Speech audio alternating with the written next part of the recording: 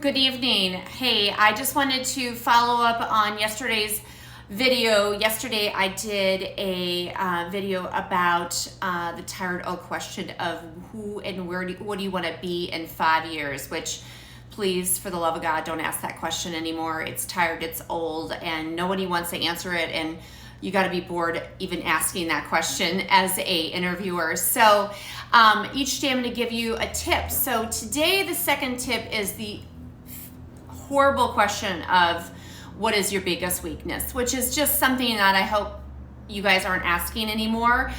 It's just not only that it's tired and old, but it just really is negative, and it just really I want to actually improve upon your interviewing skills and really elevate it. And I'm going to give you two versions of asking that in a much better form versus just the what is your biggest weakness. So I got to put my glasses on for this because I wrote notes just so I don't forget. So a good way to ask that is, what has been your hardest obstacle in the last 2 to 3 years? That's a great question to ask considering what we've gone through with COVID. Everybody's job has changed so much. So many people working remote, a lot of people coming back to the workplace now. So, just a great way to ask that question. The other way, and I do ask this question almost every single time I interview somebody in some shape or form, I ask this. If I reached out to your current manager, what would be an area that they say that you could improve upon? And I like that because I like to hear what they would say from their manager's aspect.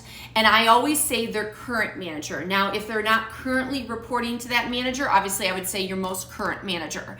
But I want to hear about their current manager, not managers in the past. So that's a great way to get some good information and a good dialogue. Remember, your interview should be about dialogue. It should be a conversation. If you're interviewing and you're getting short, answers, it means that you're asking close-ended questions. And when you ask close-ended questions, you're not going to create a good dialogue. A good mentor of mine once told me, if you're a good interviewer, it's like you're a good date. Meaning you're asking good questions and it's back and forth. If you're the only person talking through that whole interview, you're doing something wrong, and so often that happens. So keep in mind, kind of be cognizant of that when you're interviewing. Are you the one that's doing the most talking? How are you learning about that person if you're talking the most through that interview portion? So just remember, if you are a C-level person in a company, whether you're a president, a CFO, a CEO, you have to look at your hiring managers and think, are my hiring managers equipped with what they need to have to attract top talent today? Meaning, have you done some type of Zoom? Have you given them some additional training on how to attract top talent?